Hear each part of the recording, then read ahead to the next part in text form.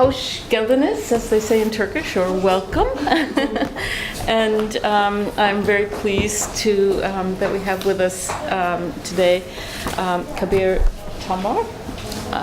This is an event sponsored by the Institute for Religion, Culture, and Public Life. I'm Catherine Ewing of the Institute. And I think before I introduce him, I'll just mention the sponsors of the event in addition to IRCPL.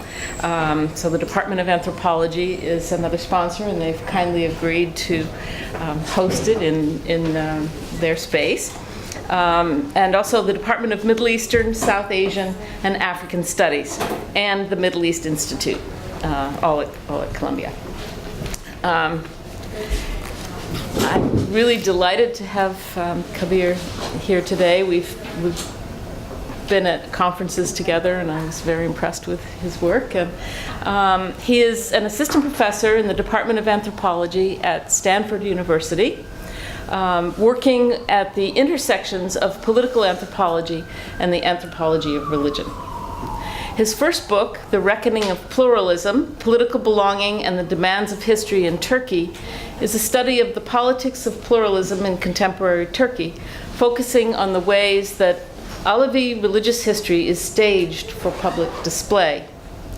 More generally, the book investigates how secular states govern religious differences through practices of cultural and aesthetic regulation. He is currently working on a new project that examines the politics and ethics of nonviolence in Turkey. And his talk today is related to this new project. His talk is Declarations of Friendship, Nonviolence, and the Concept of the Political in the Middle East. So please join me in welcoming Kabir.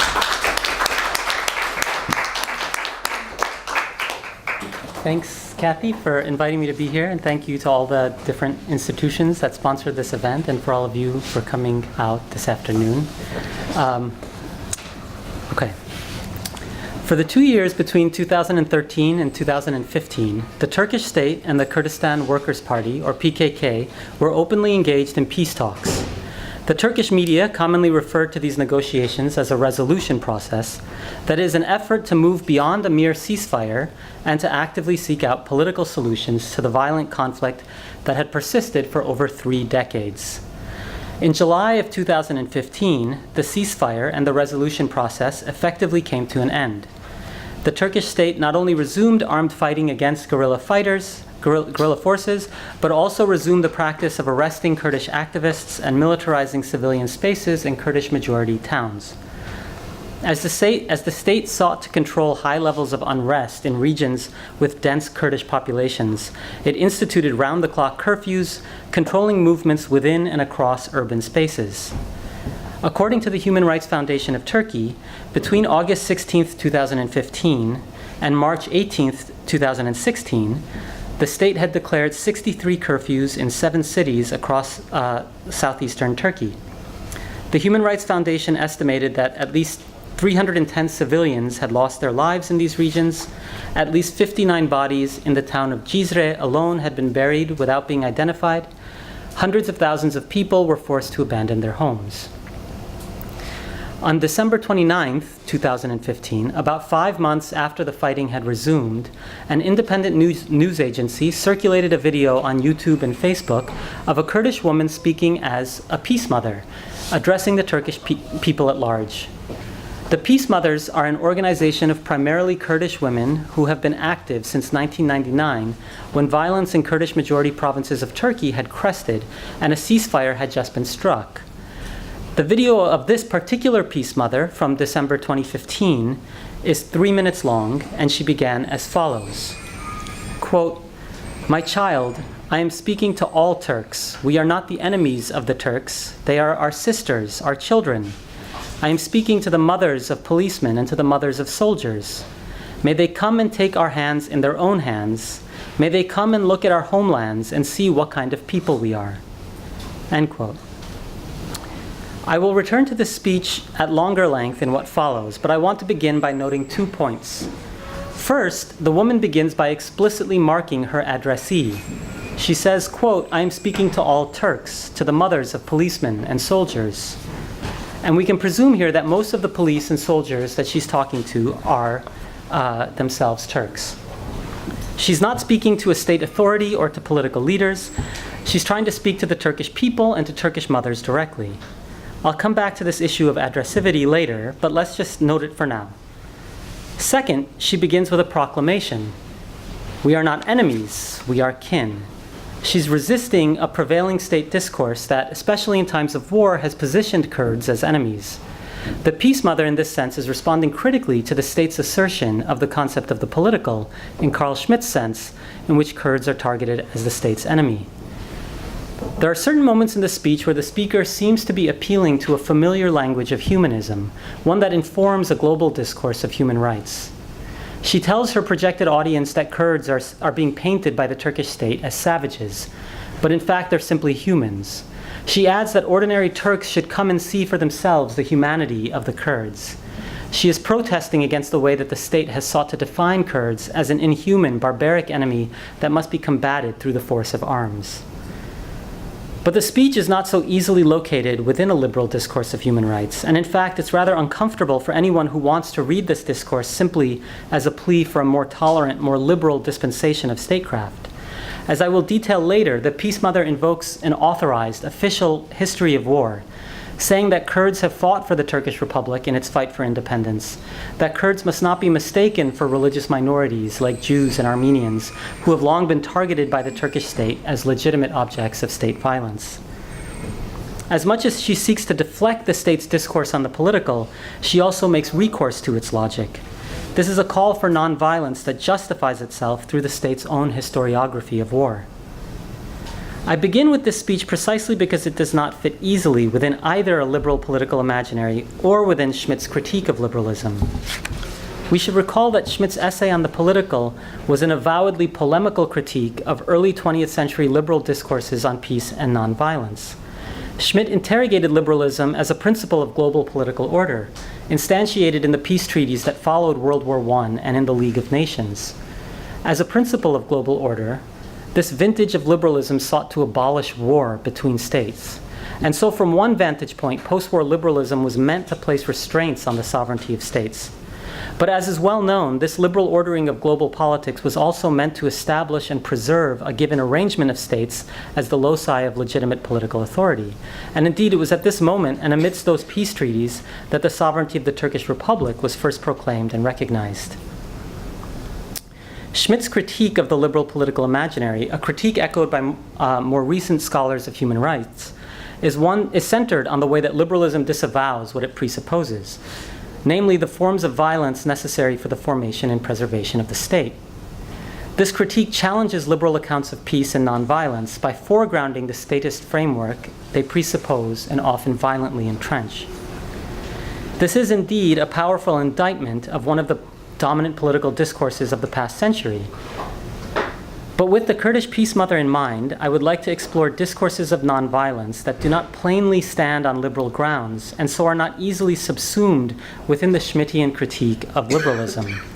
I want to explore in some historical detail a call for nonviolence that rehearses but also deflects the state's discourse on the political. This appeal for nonviolence takes form as a discourse of friendship issued by minorities that have been targeted as enemies. These declarations of friendship, as I will call them, tread a difficult path. From a Schmittian perspective, they are open to the critique that they simply reproduce a liberal anti-politics that works to mask existing lines of enmity. From a liberal perspective, on the other hand, a minority's pledge of fidelity invites the critique that it's playing into a violently statist discourse of war.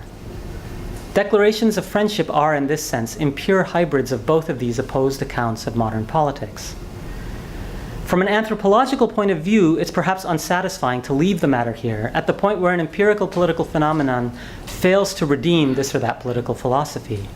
But as a preliminary diagnostic, this peculiar mixture of opposites, of liberalism and the Schmittian critique, should push us to explore how this claim to nonviolence unsettles what both of these political philosophies presuppose, a conception of national sovereignty that has prevailed in the Middle East for much of the past century.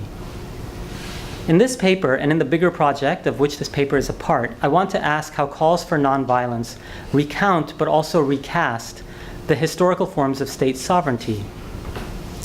I'm interested in how social and political groups mobilize a liberal discourse of rights and recognition, but also present challenges to that liberalism, questioning its complicity with the concept of the political that has been enshrined by the nation-state system as such. In order to understand these calls for nonviolence, we need first to expand and elaborate the concept of the political. The designation of friends and enemies does not only ascribe a certain status to groups, friend and enemy. This friend and enemy distinction presupposes an entire dispensation of public life. It presupposes specific speech genres and modes of address that bring speakers together with audiences, that allow publics to find themselves morally roused or scandalized, and that oblige audiences to respond.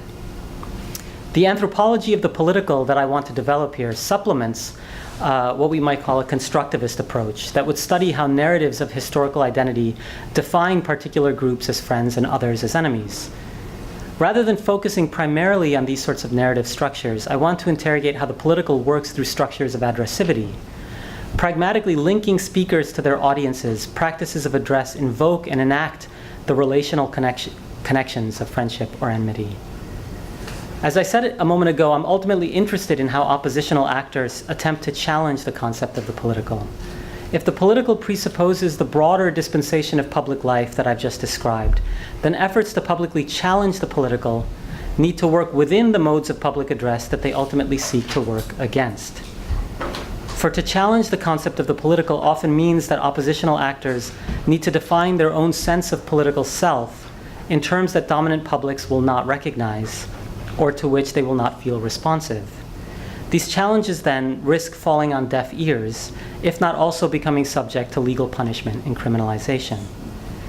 So what I want to try to do today is develop some of the theoretical groundwork for an analysis of these issues, exploring how calls for nonviolence draw upon the terms of the political that they also seek to disturb. And I should have said at the start that this is very much a work in progress, and so I'm delighted to hear feedback, criticisms, comments, sharp rebukes, or whatever. So I want to begin by reviewing how some recent critiques of human rights have approached the concept of the political. I'm going to suggest that the insights of this work are helpful but not sufficient for understanding the provocations of nonviolence today. In his book, The Last Utopia, Samuel Moyn notes that human rights discourse purports to offer, quote, a moral criticism of politics. Moyn argues that starting in the 1970s, we begin to see the development of the idea that human rights constitute a distinctly moral good, and that the morality in question is understood to be completely distinct from, indeed transcendent of, politics. Moyn notes that the concept of human rights that anti-colonial activists mobilized earlier in the mid-20th century was never isolated from a very explicitly formulated politics. It was often bound up directly with the goal of establishing independent nation-states in colonized territories. Moyn submits that, in contrast, the human rights discourse of today sees itself as standing apart from the political polarizations of the Cold War, as transcending the divisive and militant politics of the past, and as holding open the possibility of a universal good, precisely by refraining from the political violence of a prior generation. He argues that the morality of today's human rights is anti-political. That this anti-politics is itself always political is made clear in Miriam Ticktin's book, Casualties of Care. Ticktin shows how the lofty, moralizing rhetoric of humanitarianism in contemporary France is often forwarded by state authorities as a way of managing and further entrenching structural inequalities associated with immigration. Ticktin convincingly shows how certain types of suffering are made visible as media spectacles, while other violences, especially those that implicate the state's own governance of immigration, are denied public exposure. And this is also a line of analysis that Didier Fassin has elaborated in his book, Humanitarian Reason. In their analyses of liberalism's anti-politics, these critiques echo Schmidt's much earlier text, The Concept of the Political, which was first published in 1927. Schmidt was writing against the emergence of certain forms of liberalism that were being newly defined in the wake of World War I. Forms of liberalism that in the peace treaties that followed the Great War and in the establishment of the League of Nations were claiming to uphold a system of global peace opposed to war as such. Schmitt saw in this newly emergent world order a hypocritical anti-politics. Again, that's the word he uses.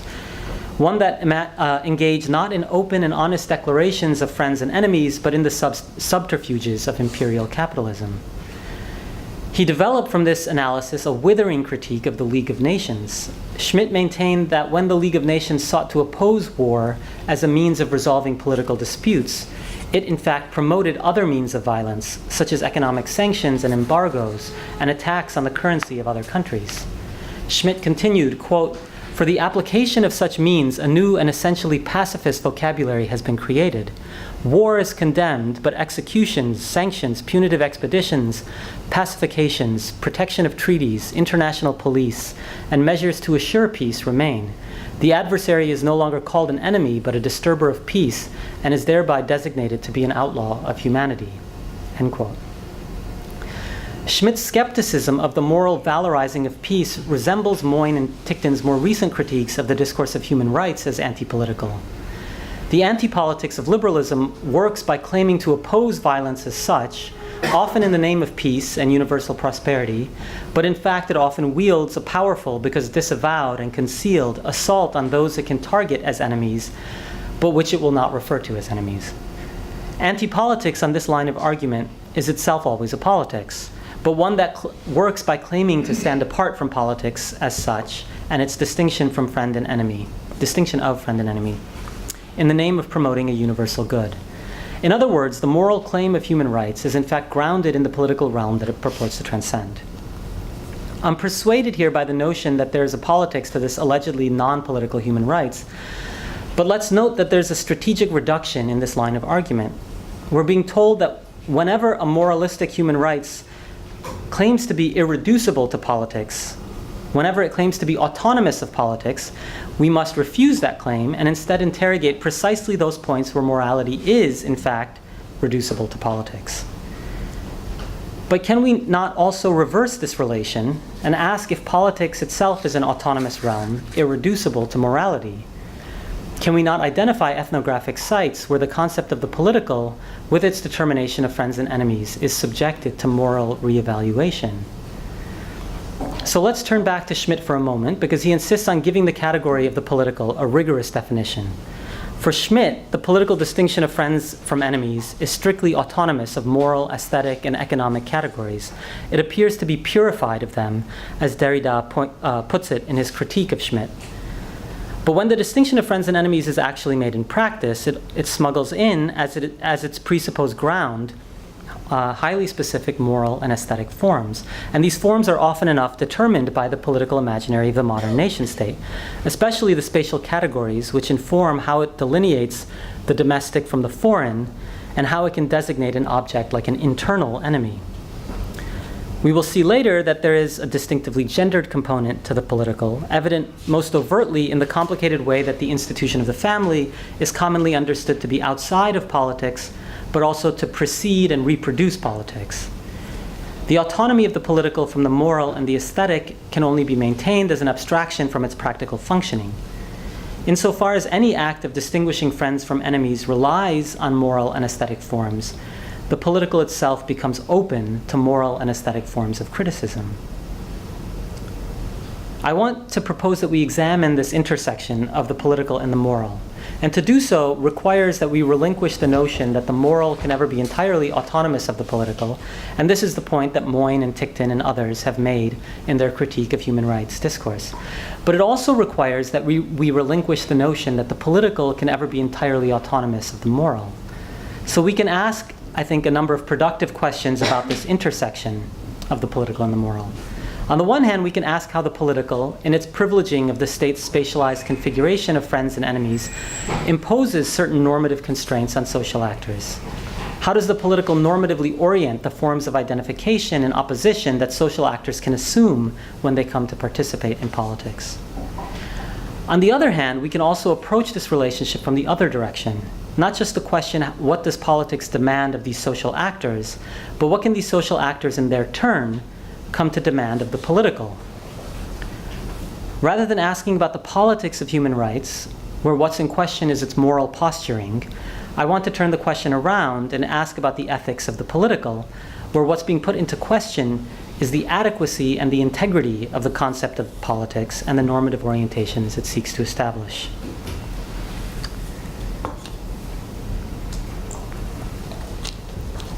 One way of refusing the autonomy that Schmitt grants to the political is to adopt a more ethnographically sensitive perspective on the way that friends and enemies are distinguished. Schmitt usually focuses in his text on the political on the declaration of the enemy, and more specifically, the enemy of the state. Chantal Mouffe has famously extended Schmitt's account in a kind of post-structuralist direction, arguing that declarations of the enemy establish a constitutive outside or a point of closure that's necessary for constructing a political identity for the people in a democratic state. These pronouncements on the enemy are no doubt acute political moments, but they're not the only sorts of speech act in which the political is given form. The Peace Mother, with whom I began, is obviously not a state authority. She's not speaking in the name of the state, nor is she attempting to declare who the enemy of the state shall be. Instead, she was announcing that Kurds are not the enemy. She's declaring their historical and continued friendship. It's on the grounds of this declared friendship that she issues a call for nonviolence. With the Peace Mother in mind, we can begin to open up an anthropology of the political that exceeds Schmitt's framework. Let's mark here an initial analytical displacement. Rather than looking for assertions of hostility and enmity, we can start with declarations of friendship. Declarations of friendship, especially when proclaimed by those who've been targeted as enemies, are often more ambiguous than the assertion of enmity, because they involve a claim of they involve a claim of inclusion that's meant to erase an asserted line of difference. In the face of a clear and decisive call to arms by a head of state, this call to friendship seeks to insert a moment of hesitation, as if to say, no, wait, we aren't the enemy, we're a friend. This effort to insert hesitation and ambiguity into the practice of politics is also making a claim upon an interlocutor. Those issuing a call for friendship are asking their addressee to rethink the terms of difference and identity that the state has so decisively proclaimed. The declaration of friendship is a dialogic act, a call awaiting a response. The claim of friendship works to recalibrate the very framework of the political that is meant to orient the terms of statecraft. By analyzing not only declarations of enmity, but also declarations of friendship, we can ask how various groups come to inhabit the political, how they locate themselves within its terms, how they work to refashion the very framework within which they can be recognized. There is an entire history to be told of these declarations of friendship, although this history is often difficult to read as anything other than a moment subordinate to state-centered accounts that typically orient our historiography. I want to offer here just a few notes toward this history, which offer a context then for the Peace Mother statement that I began with. So consider, for instance, a series of public declarations made by an Armenian group based in Istanbul in 1922, a moment when the Kemalist forces in Turkey were in the midst of negotiating with Western powers the terms of their recognition as a sovereign state. I'm taking this example from Lerna Ekmekcioglu's recent monograph on the Armenians of Istanbul in the early 20th century. In the tumultuous final decade of the Ottoman Empire, members of this community took a variety of political stances with regard to the Ottoman state. Some sought to work within the framework of the state, that is the Ottoman state here, not the Turkish Republican one, that would follow that. Some sought to work within the framework of the Ottoman state to further an understanding of Ottomanism that was supposed to be ethnically inclusive. And in this, they were following an understanding of Ottoman citizenship that first developed in the 19th century. Others, especially after the genocidal events of 1915 and 1916, very strongly threw their support behind the Allied powers who, after World War I, had occupied Istanbul. And they also saw their own political allegiances tied to the independent state of Armenia. By 1922, Istanbul was no longer under Allied control. It was under the control of Mustafa Kemal and his supporters in the Turkish nationalist movement. And at that point, many within the Armenian community began to publicly pledge their allegiance to the Kemalists and the Republican state, the Republican Turkish state. So it's in this same moment after World War I that the Wilsonian language of self-determination was being promulgated, enshrined in peace treaties and in the new League of Nations. As we know all too well, this discourse on self-determination assumed a strong alignment of nation, territory, and state. To the Turks belongs a Turkish state that holds jurisdiction over territory where Turks live. This ideological framework meant that anyone who did not fit the classification of Turk was now said to be out of place. For instance, many Greek Orthodox living in the territory of Turkey were forced to leave their ancestral homeland and move to the Greek nation-state. Those who remained within Turkey from among the Greek Orthodox, the Armenians, and the Jews would then be labeled minorities. Needless to say, this is not a story specific to Turkey. It's the defining discourse of politics across Central, Eastern, and Southeastern Europe and across the Middle East at the time. Within the Wilsonian framework, the liberal discourse on peace is inextricably bound to discourses on ethno-majoritarian sovereignty that legitimize the violence of state formation.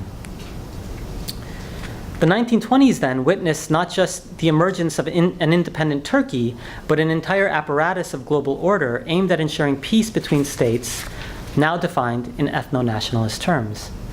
Within this context, the Armenians in Istanbul had to find some way of locating themselves within the terms of politics that were now available to them. To be labeled a minority in this context did not only mean that some of their rights were going to be ensured by an international body, it also meant that the state in which they resided viewed them as foreign to the nation and as always potentially a threat to the state. It meant that this ascription of foreignness to Armenians in Turkey was itself effectively legitimized by the League of Nations and its discourse of global peace. In her monograph, Ekmekcioglu gives us a text from 1922 written by the Society for the Elevation of Turks and Armenians, SETA, S-E-T-A, Society for the Elevation of Turks and Armenians. This organization included both members of the Armenian community and some Turkish Kemalists.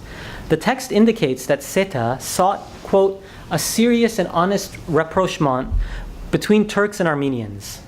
SETA said that Armenians wanted to be represented at Lausanne, where Turkey's sovereignty was being internationally negotiated and the minority clauses were being written by no one other than İsmet İnönü, the Turkish representative.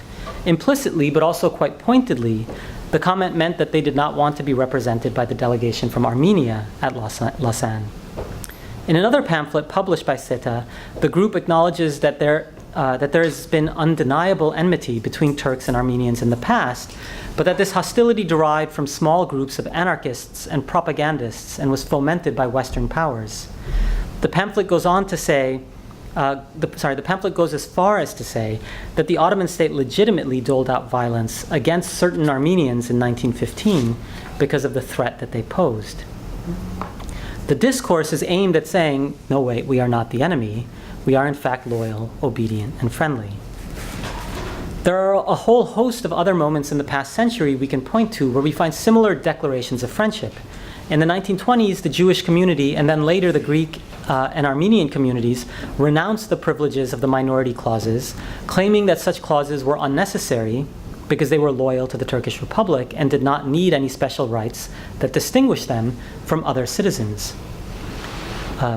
Or consider an example from the Alevi community, which has never been recognized as a minority in Turkey.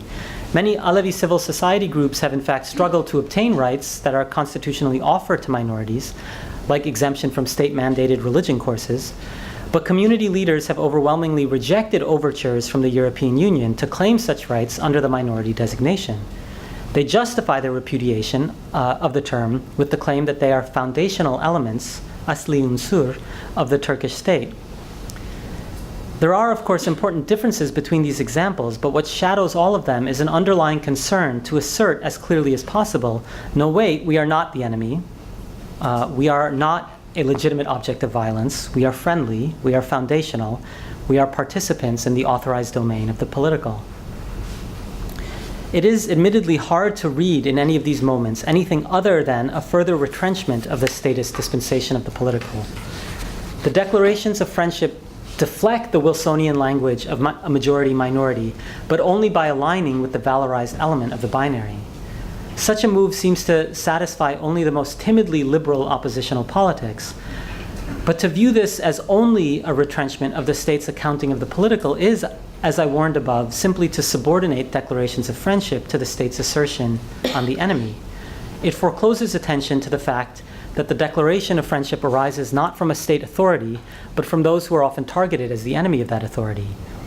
It prevents us from asking whether it matters that this declaration is aimed at instituting an ambiguity within the decisive discourse of the state.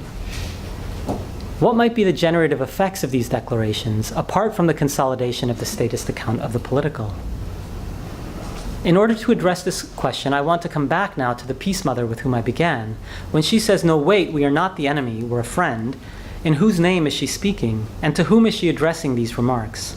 What sort of ethical claim is she making on her addressee? As I mentioned earlier, the Peace Mothers are an organization that first formed in 1999, at a moment immediately following the violent peak of the war between the Turkish state and the Kurdish PKK. The violence in question did not only involve armed clashes between the military and guerrillas, it also involved placing major urban areas and vast swaths of rural spaces in Kurdish-majority provinces under a state of emergency. Military officials used their authority to forcibly evacuate many Kurdish villages. It's also increasingly apparent that local governors and police departments employed the tactic of forcible disappearance against both Kurdish political leaders and ordinary Kurds. Over the past 15 years, the Peace Mothers' activities have ranged from organized marches and sit-ins in front of political offices to standing as human shields and undertaking hunger strikes.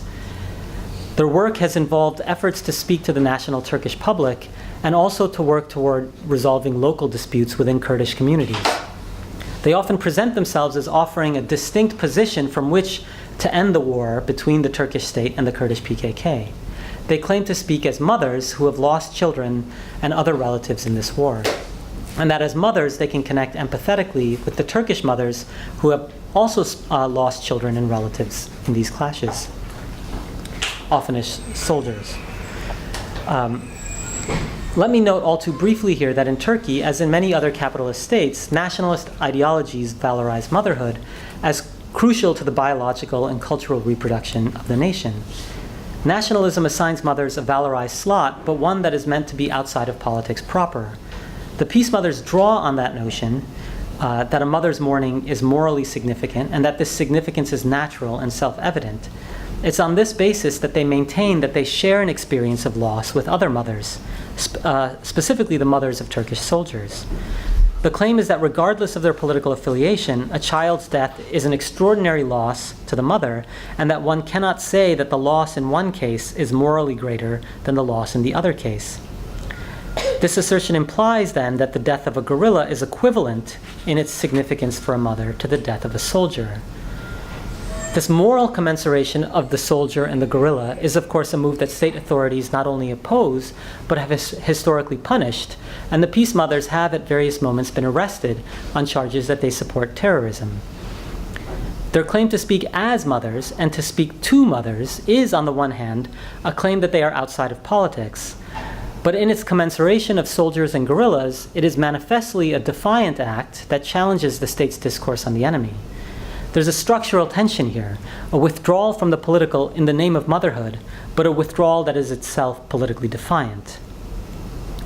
I'll flesh this out by turning back to the Peace Mother, who appealed for an end to violence on December 29, 2015. Her discourse follows very closely the rhetorical form that the Peace Mothers have developed and enunciated repeatedly for the past 17 years, my math is wrong. In accord with this now familiar narrative, she says that her loss as a mother is no different from the loss suffered by a mother of a soldier. And yet, for all that this is an account of motherhood that purports to stand outside of politics, the Peace Mother also employs the categories of the political that position Kurds within the friend-enemy polarity. So I want to draw attention to a couple of passages in the Peace Mother's speech that point to this invocation of the political. I'll begin by reading an extended passage from her statement. Quote, Tayyip Erdogan tells journalists, "These people are Jews, they're Armenians. We were born from a mother and a father. Our mother is Eve, our father is Adam. We all came from them. God created us as Kurds. Our language is Kurdish. We are not anyone's enemies. We don't seek out anyone's possessions. Our grandfathers went to the Korean War. They went to the war in Çanakkale. They went to the war in Yemen. Our grandfathers rest in Çanakkale. We took up this flag, this Turkish flag. We Kurds took it up. Go look at the records. Look at Atatürk's records, the records of the old days. If we hadn't taken up the flag, then they would have been justified. They could destroy us, Kurds." End quote. In these few sentences, we have an entire orchestration of the political, one that seems to invoke the predominant statist framing. She takes issue with the way that President Erdogan has insinuated that Kurds are Jews and Armenians. How should we read this moment? It's not only Erdogan that has made such insinuations that equate Kurds with Armenians and Jews. There have been many moments in the past 40 years in which state authorities, politicians, and journalists alike have suggested that Kurds or Kurdish leaders are in some respect crypto-Jewish or come from Armenian ancestors. It's a familiar mode of delegitimizing Kurdish politics, associating them with those populations that have been classed as religious minorities and which in that classification have been declared to be foreign to the nation. The Peace Mother balks at this ethno-religious reassignment. This claim of not being Armenian or Jewish might simply be a critique of the state's efforts at delegitimizing Kurdish politics. But the Peace Mother pushes the matter further. She's speaking not simply about the legitimacy of Kurdish politics, but the legitimacy of the presence of the Kurds as such in Turkey today. She tells us that Kurds fought in all these wars under the banner of the Turkish flag. Kurds fought and died in Çanakkale, and their grandfathers are buried there. The Battle of Çanakkale is a central moment in the narrative of Turkish nationalism and its struggle for independence against Western imperial ambition. It's also a central moment in the narrative of Mustafa Kemal's ascent to political prominence. Most dramatically, she says that if Kurds hadn't participated in all these wars, then the state would be within its rights to destroy the Kurds today. So let's be clear here. The Peace Mother is not saying that it's simply by virtue of being human that they have a right to life and security within Turkey. It's because of their historical commitment to the state and their friendship, their political friendship with the Turks, that they have a claim to such rights today, and that she can call for nonviolence now. This declaration of friendship is then both defying the state's accounting of the political and returning to it. She stages this discourse on the political as a conversation between mothers who share an experience of loss. She thereby renders commensurate the death of a soldier and the death of a guerrilla. Yet she also says that Kurds are not Armenian or Jewish, and that they have earned their place in this country because of the blood they shed in the War of Independence. The rhetorical form of the Peace Mother's discourse is internally fraught, but in productively suggestive ways.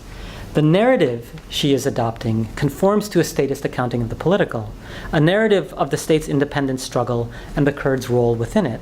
But her mode of address, speaking as a mother of a killed guerrilla to mothers of killed soldiers and police officers, implies an equivalence of these deaths that the state absolutely distinguishes.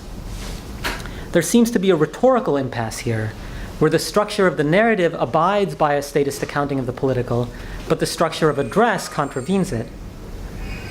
I want to suggest that we can read in this impasse a distinctive ethics of nonviolence. This ethics in part draws its force from the moral valorization of motherhood that I mentioned above, a valorizing of the mother as an apolitical figure. But we can't reduce this ethics to the kind of human rights discourse that Schmidt, Moyne, and Ticktin all criticize. The Peace Mother is not simply decrying the state's use of violence to attack its enemies. She is in fact saying that the means of state violence would be legitimate if Kurds hadn't fought for the republic in the past. And so even if a mother's mourning is morally significant regardless of the political affiliations of her child, the Peace Mother is nonetheless justifying Kurdish mourning on the grounds that they have helped build the state and secure its sovereignty. The ethics of nonviolence here cannot be reduced to a liberal anti-politics, even if it occasionally draws on that framing. In order to elaborate what this ethics might imply, let's note that the Peace Mother's discourse on the political does not come down as an imperative of the law. It does not aim at compelling its addressee to respond with obedience, as when state authorities issue declarations on enemies. It is instead a discourse on the political centered on the possibility of friendship. It functions as an open-ended appeal, aimed at reaching Turkish mothers, asking them to become morally responsive to populations that the state has targeted as the enemy. The Peace Mother is not repudiating the state's narrative of the political. She is perhaps trying to make it more inclusive, but more important than the work she's performing on the narrative is the fact that she is, in her act of speaking itself, trying to reorient the relations of address through which that narrative is enunciated. If the discourse on friendship has ethical purchase, it lies in this call that waits for a response. Indeed, it seeks a response from a Turkish public that has been largely unwilling to view the mourning of Kurdish mothers as morally legitimate. It's worth recalling here that the Peace Mothers have been issuing similar calls to Turkish mothers since the late 1990s. They have persisted in the face of this deafening silence to ask for a common ground for mourning the losses suffered in the war. The persistence of this call in the face of an ongoing communicative misfire is worth thinking about carefully. It's important not only because it testifies to the extraordinary determination of the Peace Mothers. In seeking recognition of their suffering, the Peace Mothers are in fact seeking something more. They're attempting to occupy a position within a Turkish public that has staunchly refused them access. They speak as if they have access to that public, but in the full knowledge that they've mostly encountered indifference and non-response.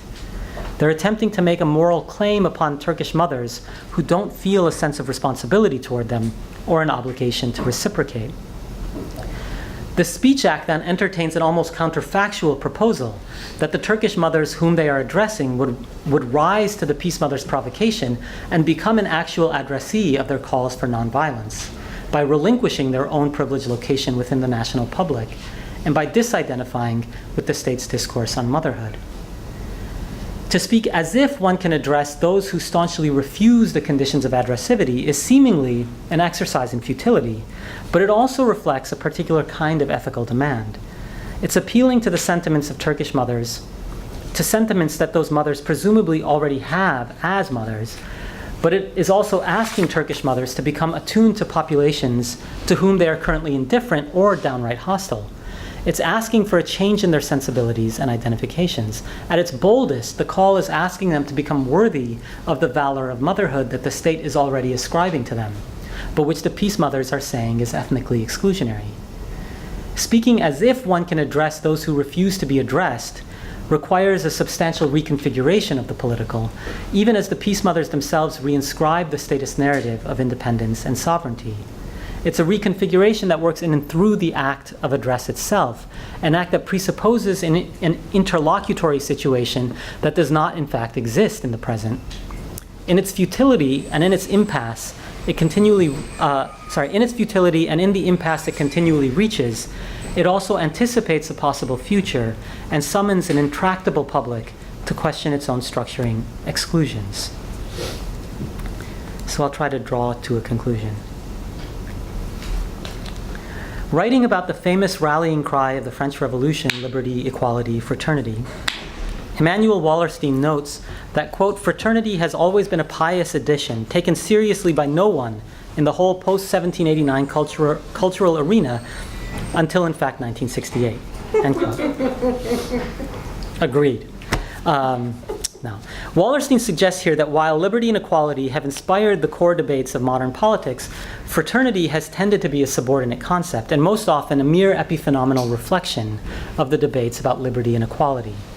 I have been attempting in this paper to foreground relations of friendship, both in terms of their embedding within the politics of statecraft and in terms of ethical potentials that exceed the state's own dispensation of the political.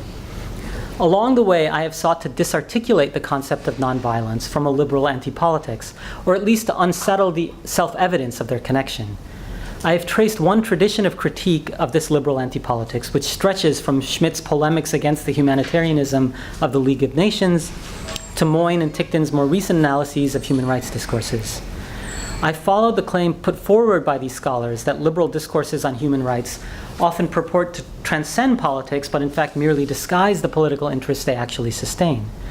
But I've also suggested that this line of criticism, which wants to specify the politics of moral discourses on human rights, tends to leave unexplored how the political itself remains open to historical refashioning and transformation. In the name of denaturalizing morality, we risk naturalizing the concept of the political. I have indicated that one way of exploring the concept of the political ethnographically is to shift the focus away from pronouncements on the enemy and instead to examine declarations of friendship. This shift implies displacing the discourse of state authority from the center of analysis and relocating that center to those groups who, in the face of being labeled as terrorists and enemies, call instead for friendship. These declarations function not in the form of imperatives backed up by law, but rather as dialogic encounters that seek to reorient relations between speakers and addressees, and they run the risk of not being heard or reciprocated. One might protest that these declarations of friendship have not proved effective, and indeed the Peace Mother's statements have not brought an end to the state's violence in the Kurdish regions of the country.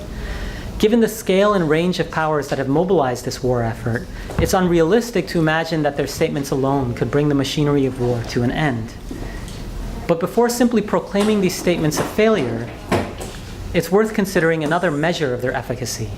To what extent have the Peace Mothers managed to seize the attention of Turkish mothers? Again, on the whole, I would say that they haven't elicited tremendous support from the Turkish public. But this solicitation is ongoing, and we cannot claim that the dialogical process has yet ended. We are by no means at the end of this experiment in nonviolence. In a sense, the communicative encounter they are trying to create exceeds the space and time of any given statement. The call continues to be issued, and to that extent, we cannot say for certain that a response will not come. Moreover, there have in fact been moments where responses have been given. They have tended to be isolated occasions. For instance, during the Gezi protests of 2013, when there were major uprisings among a wide array of liberal, leftist, secularist, and other groups against the ruling government, many of those largely Turkish groups came to openly discuss the Kurdish question with a new curiosity and openness.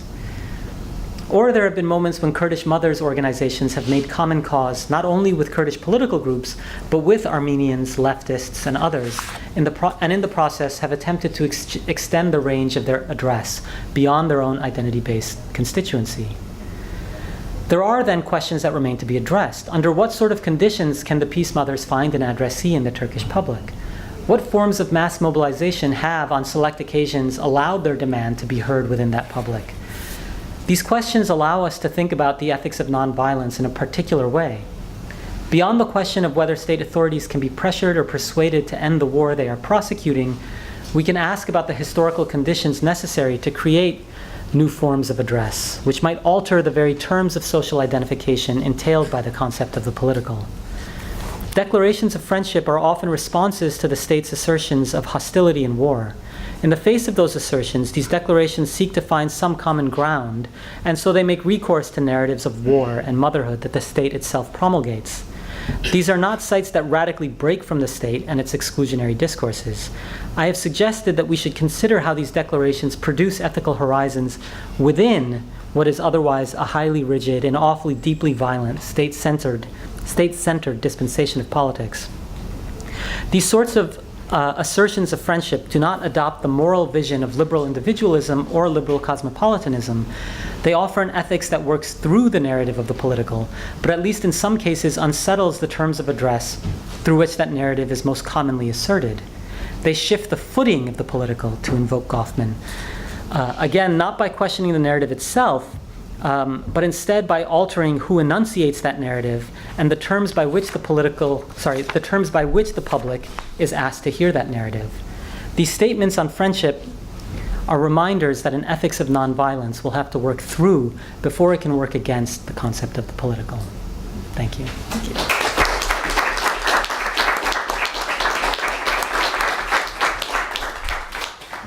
Okay, I guess we'll take questions. Yes. Well, thank you for a very interesting talk. I think that one way this argument might be kind of productively expanded is also to look at how these declarations of friendship, of fraternity, can be also used as justifications of violence. It strikes me that Erdogan and the AKP, they don't actually say anymore. They don't say the Kurds are our enemies. They don't say they're mountain Turks who've forgotten their language. They don't say we need to civilize them by force. Instead, they're constantly saying things that are not all that different than the peace mother. They're saying we're all brothers. It's often in a very like Sunni Muslim way, which is self-exclusive, of course. But we're all brothers. We're supposed to be there's no problem between our people. But it seems like in their discourse, just as in humanitarian discourse, then there becomes, in that, even if it seems, pro-peace on the surface, there's smuggled in a new justification for violence, which is that we're at peace. The people who are, we're fighting, they're not an enemy who's representing a big constituency. Actually, they're foreign puppets. They're Jews, they're Armenians, they're Shia. More recently, they're in cahoots with Gilanist idolaters.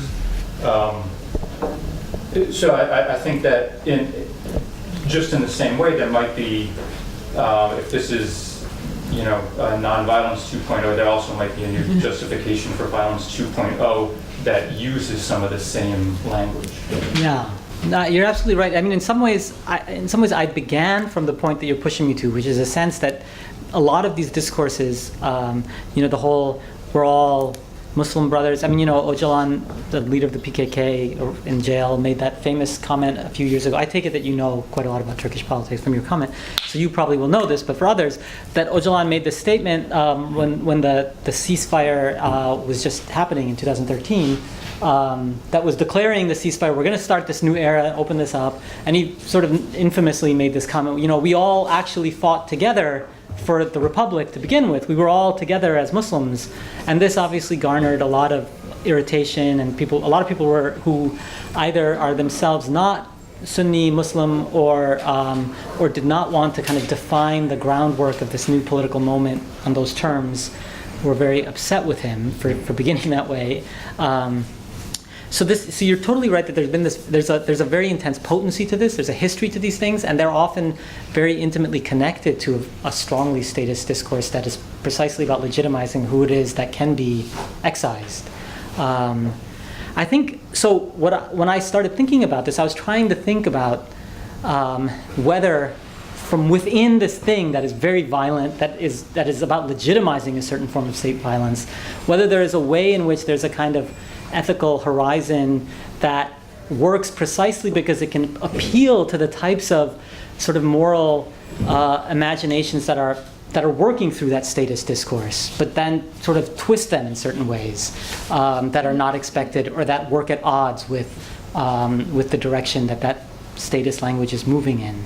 So, one thing I should make clear, if it's not clear here, is very much that that the peace mother that I'm talking about is not is not like, let's say, a radical critic of the state as such. I mean, that is very much appealing to that language. But I'm trying to suggest in that mode of address or whatever is sort of is pulling that narrative into tension with itself in a way. So that's, I mean, I guess to me there's a moment where I feel like anytime I talk to anybody who knows anything about Turkish politics, you just have these moments where yeah, it's very grim. It's just grimmer and grimmer, and every day it's just grimmer. And so I think it's in that context. I feel like there's a kind of I'm compelled by the task of trying to think about how, in the very language of that grimness, in the kind of the very stark and often brutal language of politics that's operating right now, there are these moments that seem to work at odds with it as well. Sorry for listening. There are two different questions, although they wrap into each other. And one is very simple. It's there were three ways in which you described the temporality, I suppose, of aggressivity. And one was hesitation, and one was interval, and one was non-responsiveness, so cut as a kind of. And so that just was curious to me. And I have a reason I'm curious, but I'll spare everyone. The second is it's one of these unfair questions, but I mean it. It's a very serious question. It's the who you use as the against which you are attempting to lay out this possibility in this very grim situation. And I see why Schmidt in terms of humanitarian discourse, but throughout the talk, I kept on thinking of two other people who, these two other architectures that I think I would be urging you to pose what you're doing against them as well. I.e., this is not, well, here's the answer to people, but here are potentially two theoretizations of the political that might be more productive because of that dislocation. One is immunology, and that has to do with, so Esposito, but also the whole immunology discourse around political, and that has to do with that folding and unfolding friendship, which we're friends. We're not the Armenians and the Jews, right? So the way in which this space depends on and creates, in order to get inside the body, creates an immunological response that creates another as a foreign body. Now, I'm not saying there's your answer. I'm saying, what would your discussion look like if that was engaging the discourse of invader over there? The second, which for me is more surprising, and I'm sure you've thought about it, so I'm curious about your response, is Rancière's discourse of politics. With you, though, doing a really amazingly interesting thing, which is to say, what if we take the side of those who are trying to move from noise to logos? Mm-hmm. Right? And what happens if those who claim to hold logos refuse to hear you?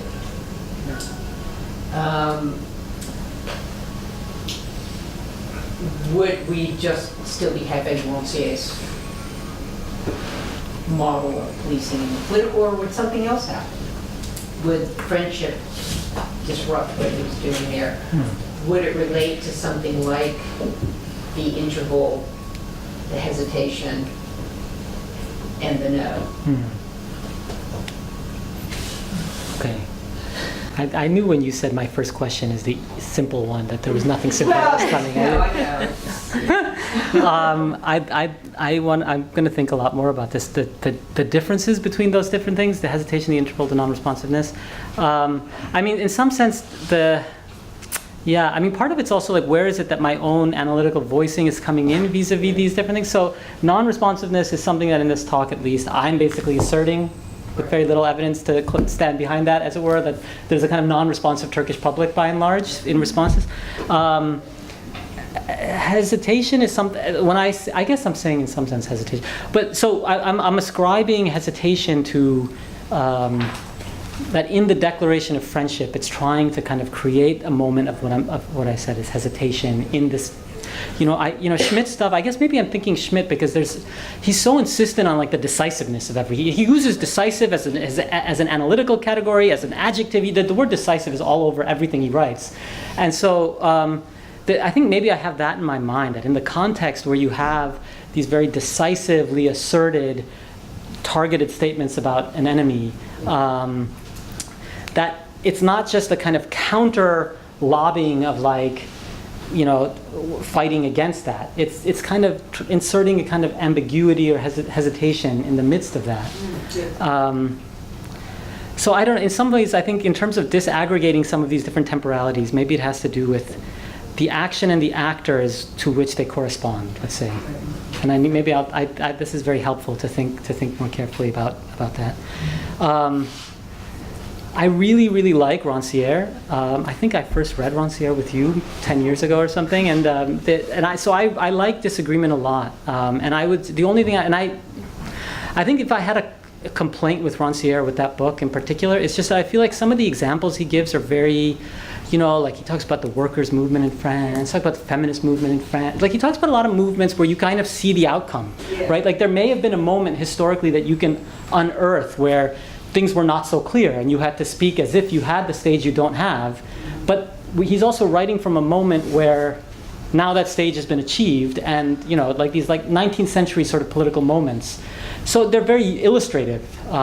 In some ways I feel like I'm writing in a moment where there's something that has not yet been performatively achieved. And so it's in some sense still it can be mapped, I think, within his language. But But it just makes one wonder, I guess, how would one go about studying the thing that has not yet actually entered into speech, as it were? And just, like, I'm not saying, like, take him aboard, I'm very critical of him. But there is, at least in that book, that moment, and then I'll let it go, but the moment where the plebes, and there's a no that's given back to them, which is a kind of, but that, for him, that no is exactly when they entered into politics. But it's not. Because they're kind of taken implicitly as an actor in the response. And it's not an answer, it's just interesting who you choose, but no. Okay. Brian, I think you're... Thanks very much for the talk. I enjoyed it quite a bit. So I have a speculative question, which is, excuse me, your sense of the address is normative in that there seems to be an underground sense of sincerity. That if she says we're all mothers, she means we're all mothers. That if she says you're my friend, she means you're my friend. Whereas, so I was wondering what was the space for tactics. So oftentimes minority groups might say, you're my friend, but really they think, you're not my friend. and they might say, we're just mothers together. And they think, no, we're not just mothers together.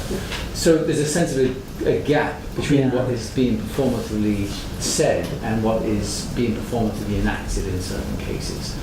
So how would you, and this is an unfair question, so just ignore it if you have no. Unfair question number 2. So in that sense, I was just wondering, because I guess I've, in tense situations between opposing groups, I find, I think things are a bit more complicated, and there's layers. And so on a Bartinian level, you could maybe look at the heteroglossic nature of statements and feel, when are things being advanced in one way, when are things being said because this is the tactic that would allow us a measure of security in an insecure situation, but we're not expected to believe it. There's a more Lisa Bodine type of sense of what a statement might do.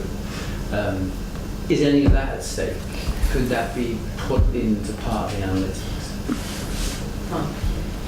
Yeah, you threw me off right there at the last second with the Dean reference.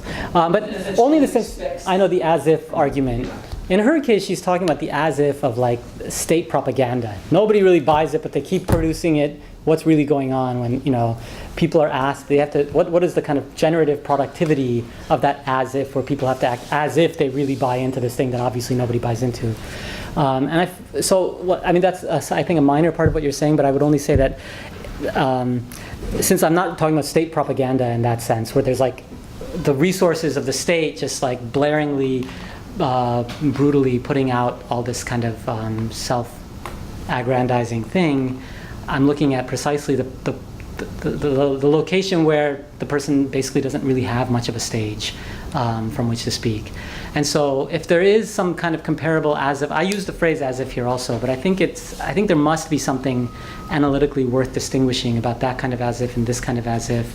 But the tactics question, honestly, I've been asked this question in when I've presented other forms of this paper before.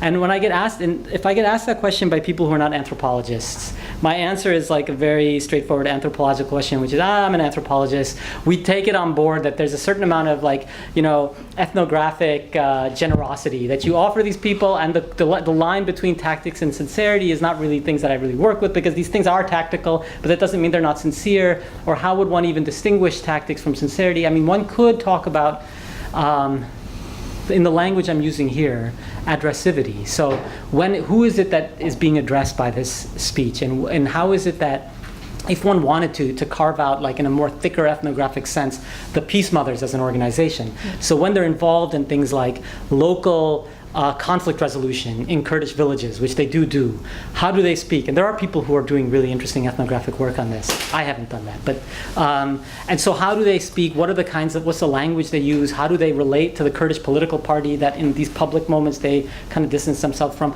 How do they relate to the PKK, which when you're dealing with local conflict jurisprudence, the PKK has like a very political presence in many of these places that is not just a couple of people standing with guns in the mountains.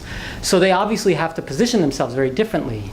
But I think you also run into the problem if you get too far into that, which is that obviously the Peace Mothers and groups like that are always accused by people who are not sympathetic with them that this is just tactics. Why would we believe them? That you're saying you're a mother, you want me to say that's okay, but you're really just trying to justify guerrilla warfare. This is terrorism. So, I think you run into problems there as well if you were going to try to make the argument that this is tactical. I don't know. Since I'm speaking to an anthropologist, maybe I can't get off the hook so easily. Actually, so the question I had was maybe not in quite as fancy terms, but I think basically the same or similar question of, or related question of how the women themselves understand what they're doing. And I was thinking about the strategies. And you're saying you didn't yourself do ethnographic work in these organizations. So which I did not or you do- said other people are doing it. But so then I guess the question is, to them then is what are you, what kind of work are you doing as the ethnographic side of it? And then if there is this kind of behind the scenes strategizing, for example, that say these women are doing, are there ethical, if you were to do that, are there ethical issues with revealing the tactics and the strategies that they're involved absolutely. in? How do you deal with that if it's relevant? There actually are a couple of different mothers organizations that are positioned politically somewhat in different ways. So there is one mothers organization that I didn't talk about here called the Saturday Mothers that meets in public places in Istanbul and also in other places in Turkey that is more around commemorating people who were mostly Kurds, but some leftists also sometimes weren't Kurds, who were forcibly disappeared by Turkish state forces, especially in the 90s. That's when a lot of that was happening. So I have done ethnographic work with them. I haven't done as much with the Peace Mothers. In some ways, the Peace Mothers are more, I don't know how to put this. They're more, so they're more involved in things like viewing themselves as political actors within the Kurdish community. They're much more overtly speaking on behalf of Kurds than some of these other mothers groups, which I think have had to deflect the idea that they are just representing the Kurds because it delegitimates what they're saying, and so they can present themselves as human rights organizations in a different way. I think there is something, I mean, it's because I'm not doing ethnographic work with this Peace Mother group in these local Kurdish organizations. I don't have to face directly the second part of your question, which is the ethical stakes of sort of revealing and putting on display what these people are doing. And in fact, one of the reasons that I have focused mostly on public statements and so on is, I mean, in part it has to do with the kind of questions I'm trying to pose, that this isn't a project that's trying to give a great deal of ethnographic detail about the landscape of mothers organizations or about the work that these groups do at different scales and locations and so on. All of which I would encourage people to look into if they're interested in that. But it's not, the thing that interested me in some ways was precisely the fact that this is a public statement that's being issued to a kind of recalcitrant public, and to think about that question of the kind of unusual nature of its publicity, let's say. I know a person who is a graduate student who's been doing work with this Peace Mothers organization and has worked with them in some of these conflict dispute resolution type environments. And it would be a good conversation to have with her about who her audiences are and what issues about exposure and so on are at play there. Yes, I really enjoyed the paper. I had a one thought first, which was if you, at least in your thinking about it, looked at analogous instances in other conflict situations. I was thinking of there's a Mothers for Peace and I think something called Parent Circles in Israel-Palestine. And so you have mothers of Palestinian freedom fighter, terrorists, suiciders, and mothers of victims that go and speak together in Israel, also in the diaspora, and so. But then so it's so one. I'm just wondering if you've looked at this comparatively outside of the Turkish context. My other question was. I guess two other questions. One is, are there instances of this working? Because I was thinking, how does this differ from the movement by, let's say, when when Germany was disenfranchising its Jews in the 30s, the response of the community was to appeal to or give evidence of a prior friendship that in fact German Jews served with distinction in the French-Prussian War and died in certain numbers and won so many Iron Crosses in the First World War. So it's an appeal to friendship, at least is defined in this way.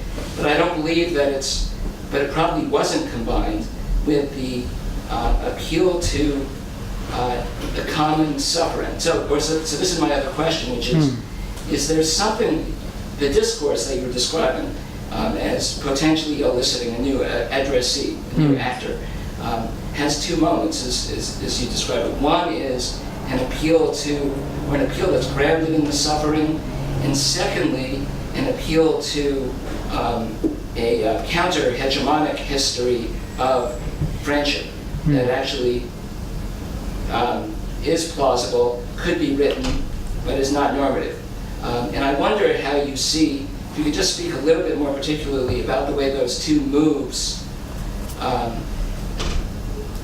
interact with each other, whether they're in some sense dialectical, because I was thinking, at least as I thought about the Mothers for Peace discourse that I know in Israel, the appeal there is to a suffering which creates a common human denominator, which is actually wider than the friend-enemy distinction. So in some sense, it is playing out the human rights discourse move, or it's appealing to a wider common humanity. And then the second move is to then refocus that sympathy more narrowly around a potential or a story of friendship. So I'm wondering if you think of these, how do you see these two moments? And what's the significance of the fact that these are mothers who have suffered in a way that it's such that it wouldn't work if the interlocutor or if the speaker was not had not suffered and was not appealing to common suffering. So is the appeal to common suffering crucial to set up something that then works in tension with or supports the secondary appeal, which becomes primary politically, to a common friendship and a reimagining of the polity? Right. Okay. So the first thing about the kind of comparative sort of mothers politics and stuff, I have been reading. I mean, there's so much stuff that's been written about this in like the last 20 years that it's kind of just it's hard to casually dive into it. You kind of have to just get into it. So I have been looking into it, but in some ways, I think maybe because of the question that I'm trying to pose here, the kind of comparative thing that interests me more kind of connects up with what you then move to. So I'm more interested in thinking comparatively about sort of histories of state formation in the 20th century and the language of friendship as it arises. So obviously there's the kind of almost paradigm case of the Jewish question in Europe in the late 19th, early 20th century, and the whole question of people claiming to be insiders being rendered as outsiders, the violence to which they're subjected to, and so on. So that sort of thing does, I find, to be really striking and really interesting to think about comparatively. So thinking about, for instance, Armenians, I mean, this is something I haven't found anything, I mean, it'd be interesting to learn more about. When Armenians in the 1920s are issuing this declaration of fidelity and friendship and so on, to what extent are they in some sense taking, to what extent are they attuned to or aware of similar kinds of discourses that are maybe already beginning amongst Jews in Europe, certain Jewish intellectuals in Europe and so on. Maybe it's too early in that context. I don't know enough about the history there. But that would be interesting to think about the kind of global circulation, not only of, say, the kind of potency of motherhood as a kind of language in the last 30 years, but also the way that like a kind of what I'm calling a declaration of friendship, a positioning of oneself, a kind of concern over friendship, and the kind of concerns about narrative and addressivity that I'm laying out, to what extent those find parallel in other contexts. That would be, I think, interesting to explore more. Thanks. Thank you very much. I really enjoyed the talk. I have a question. It came out while hearing to the speech that you were reading. I was wondering whether the, how do you say,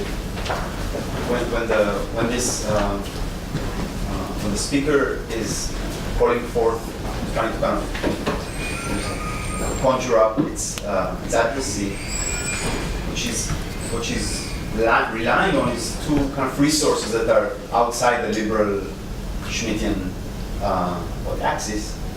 It seems to me one of them is kind of a political cosmology of relatedness. The other one is a shared past. Because there was something really detailed about the way she was basically telling Erdogan, my ancestors and your ancestors share the cause. Therefore, the person are just friends. They share the right for brotherhood. Yeah. Which makes my dead child and the dead children of your mother's brothers. And you, Erdogan, are actually a renegade, irresponsible descendant of your ancestor. And again, I'm making this up as just listening to what you're saying, but it seems to me that there's a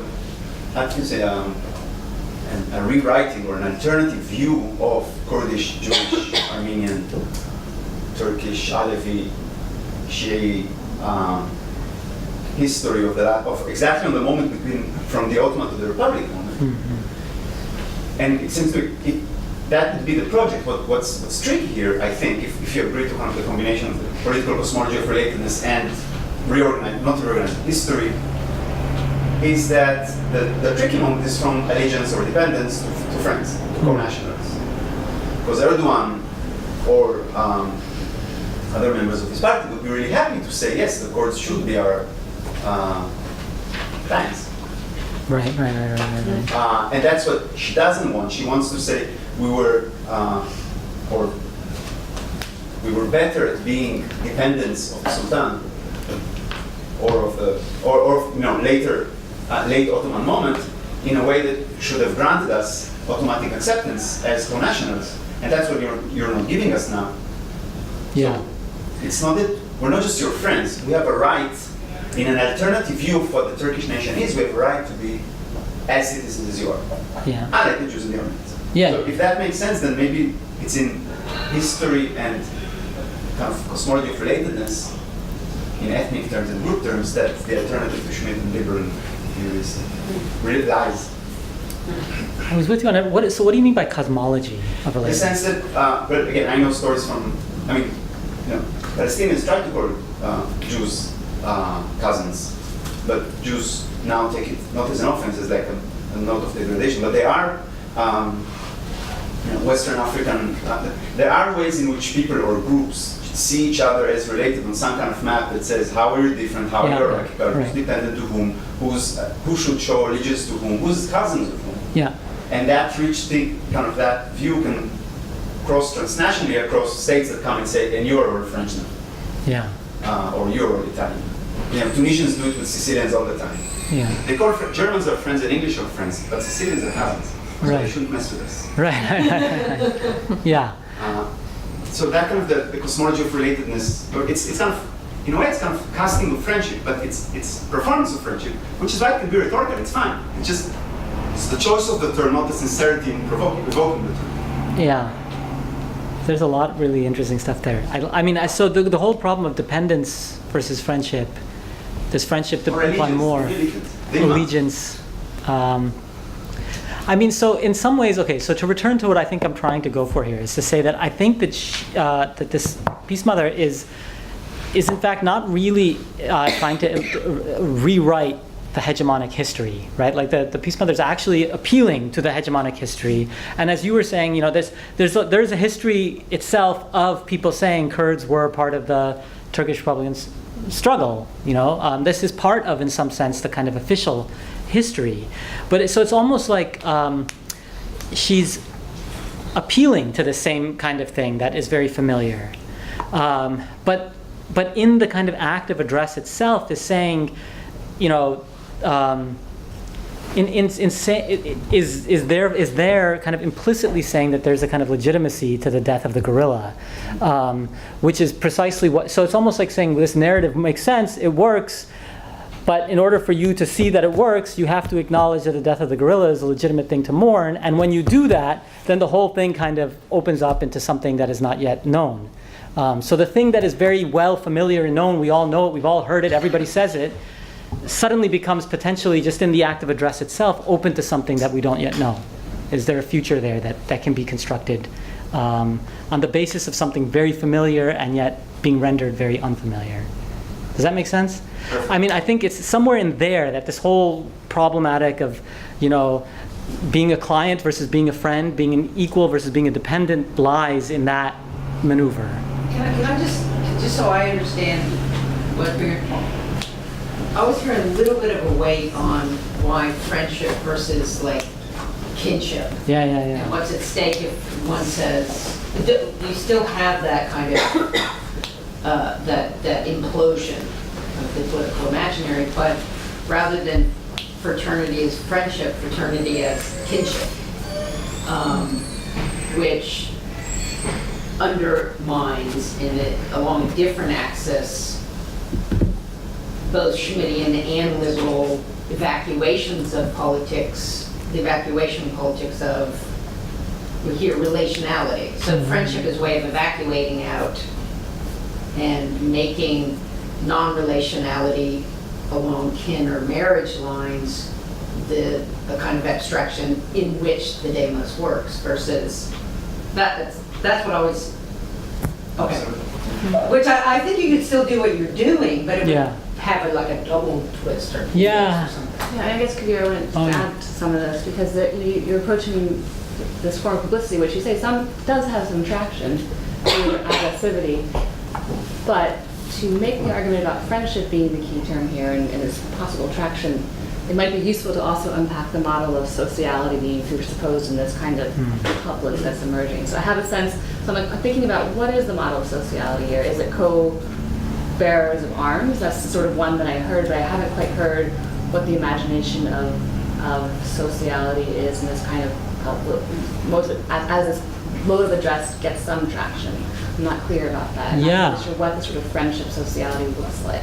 I don't think they know yet. I think that's the thing. I think that's in some sense the recalcitrance, is that this is like a call that's not being responded to, so it's not even moved to the level of like a strongly defined sense of what that mode of sociality would be. You actually find interesting, I'll come back to this other previous thing in a second, but you actually find there are, the Kurdish PKK itself formally renounced the goal of having its own sovereign nation state, 10 years ago, and it has not been short of statements, books, texts written by Öcalan and others that are trying to elaborate what. I mean, they go further than just to say that we're not pursuing kind of secession, territorial sovereignty anymore.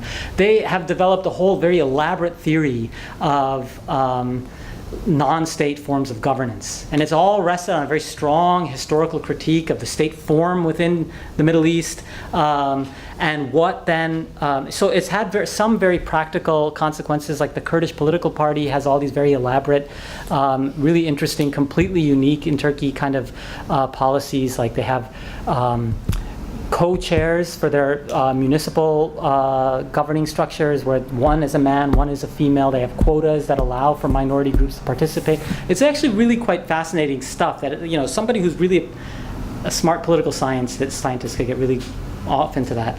But they also have like a whole thing about what non-state governance would mean within that space that is Turkey, Syria, Iraq, sort of Iran as well. And that's been, they've been trying to kind of implement in northern Syria in the last couple of years, but where they're trying to develop and cultivate a whole idea of what political sociability should be like after the state as such, after the nation-state model as such, So there's a lot that's there. None of that's happening really here. And I think it is very underdefined, and what it would entail is something that is not programmatically stipulated or enacted. But the question of kinship and friendship, I think Sarah once asked me about this, but I've been pushed on this before, let's say. I think, so if I heard what you were saying as well, that in some sense we have words that encompass a lot of these different things that are useful, like relationality, or potentially even fraternity is usefully ambiguous as a political term, because, brotherhood, it's a term of kinship, but it obviously means more than just what we kind of ordinarily mean by kinship. It means some sense of political collectivity. And so I probably have gotten off on the friendship kick because I'm reading into Schmitt, Derrida, and some of the others that are in this kind of conversation. When they use the word political friendship, I'm reading into that a sense of the multi-semantic, whatever, field that fraternity often connotates. You don't like that, though? No, sorry. Yeah. But I think there's something, okay, with the word, so relationality, we can all probably get on board that can be inflected analytically in many different ways. Fraternity has a really potent resonance, obviously, and so it's not something that we can dismiss very easily because it's global. It's here. It's very powerful, and I think it's precisely in the fact that it seems to imply a sense of the family. It seems to imply a sense of connection across, strictly lineage-based forms of organization. So there's something really powerful that one could work with, and I could work with that here. And maybe it's I don't know, but I don't know. I think I'd want to hear more about why we couldn't just say friendship works on that level as well in terms of the way that I'm trying to use it. I mean, what would we do? What would we gain simply by swapping out friendship for fraternity? So much to talk about over dinner. Okay. Well, we have Brian. No, other people first. Okay. Dave. Thank you very much. That was very, very both provocative and provoking. I'm curious about what gets methodologically unsettled, which is a term used more than once, and what doesn't get unsettled. And you repeated on a number of occasions that part of the project here is to unsettle our assumptions about the political. But what interestingly is not unsettled are our assumptions about what constitutes liberalism. And as I listened to you think about the relationship between politics, the sphere of politics and the sphere of morality, and the ways in which these are organized and what they do in any particular moment, I wondered whether the constituent elements of what Schmitt takes himself to be critiquing in liberalism are the same as the constituent elements of what Sam Moyn takes to be the liberalism that he's critiquing. And whether there is something important that one has to engage in, which is a kind of historicization of what we take liberalism to be, that is going to be crucial for the kind of project that you are interested in. What are the elements of that project? Yeah. I mean, it's very easy, I think, methodologically. I wonder, but it's easy for us to say liberalism takes itself to engage in a morality that transcends politics. And we take that perhaps to be a kind of ideological move that liberalism makes, rather than a kind of historical transformation of the organization of what can constitute the relationship between politics and morality. That there are, if you like, material transformations of what liberalism is about, or what we can take liberalism to be, that are important. The kind of thinking that we want to engage in, that this is not just an ideological, at a nominal level. The liberalism of Schmitt's moment is not our liberalism, in some sense, is simply what I'm saying. And what are the implications of that for the kind of argument that you want? Well, oddly enough, I think I want to say that there's the thing that the liberalism Schmitt is critiquing, I think is in some ways historically closer to what I'm talking about than the liberalism Moyn is critiquing. I don't say this here, but in the sense that the liberalism Schmitt is critiquing, that is about the League of Nations, it's about the treaties after World War I, that these are still the substance of major political discussion in Turkey, because this is when the Turkish state comes into existence. And so when the Peace Mother is coming back to we have a right here, and she's talking about Çanakkale, that is the moment. She's still referring back to Schmidt's moment. So in some sense, she's not referring, in Moyne's count.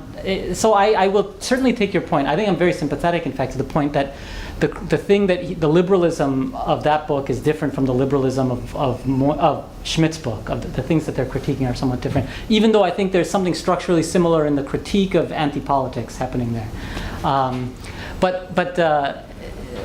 If I, Moyne, as I would characterize it, is concerned with this thing that is, basically the late 70s and 80s, a kind of turn that's happening, and that gets really amplified after the Cold War, where the polarization is very much this, where the historical swing point for that kind of liberalism is the kind of, the Cold War, basically, a kind of repudiation of the kind of left-right polarizations, the type of the kind of the militancy of that kind of politics, an effort to really distance oneself from that. And I think there's something about that is very present here. It's present in Turkey in a lot of human rights discourses. It's present when people talk about the PKK and what kind of organization the PKK is the kind of global legitimacy or lack thereof for that kind of politics. So that's there. But I think the resonance of Schmidt's moment is still very powerfully present in Turkey, precisely because that moment is the founding moment of the Turkish state as such. And so maybe I need to, in a longer version of this, I need to get into this more. But in some ways, I'm trying to draw parallels between my account of Schmidt's critique of liberalism and then my more historical moments where I'm talking about the Armenian moment in the 1920s, where I'm trying to kind of bring these things are still so palpable. And so, I don't know, I'd like to have more of a conversation with you about how that League of Nations moment is no longer the liberalism that seems dominant in the present, with maybe me trying to think through with you how it's constantly invoked in Turkey itself. It's invoked, if I understand, both from Professor Assad's writing, some of, Sabah Mahmoud's new book, that when there are debates among Coptic Christians in Egypt about how they position themselves as minority or not minority in Egypt, a lot of those conversations also, if I understand correctly, go back to the kind of anti-colonial moment in the first half of the 20th century when Copts, in the face of being solicited by Western European powers to say, you are a minority, refused it. They, this on the claim that they're nationals, they're part of the national struggle, they are Egyptians. And the kind of reconfiguration or whatever, there's some sort of maybe reconfiguration of that happening in the present. But where the historical reference point is still that moment, that kind of Wilsonian moment of there's actually a book called The Wilsonian Moment. Anyways, that Wilsonian moment of the 1920s and 30s remains palpable, I think, in many of these areas. And Well, we have maybe just the two more questions, and then we'll wrap up, I guess. So, bye. I just was taken by your discussion of these texts that were written by the Kurdish political party about a potential space. what I was just talking about, that, yeah. And paralleling that with the statement by the mother, and then the statement you're making to Beth, really, which is all about forms of emergence, and all that was a really nice point in the talk, in the sense that if we go back to Rancière, the sort of the census idea that the form of poesis that's involved in interrupting consensus or distribution of the sensible is this world-making creation you have to do, which is not resolved. So you have to be in that space of non-resolution, of potentiality in some sense. I don't really have a point put into the comment, beyond the sense that I think that's one of the things that seems at stake, is this unresolvedness. And even if I went back to my question, if I push it, you say, is this a form of tactics and dissimulation? That falls onto the thing like it's really sincere or it's really not sincere, and that's not what's at stake. What's at stake is, in the sense, we don't know, and there is this something that's coming into being through this process that you're identifying.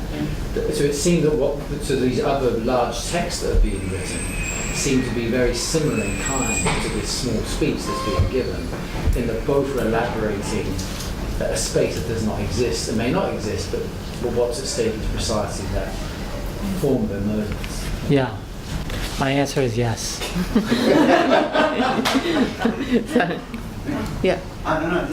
I thought you had another question before. All We'll right. end with yes. That's a good one. Well, thank you very much. It was very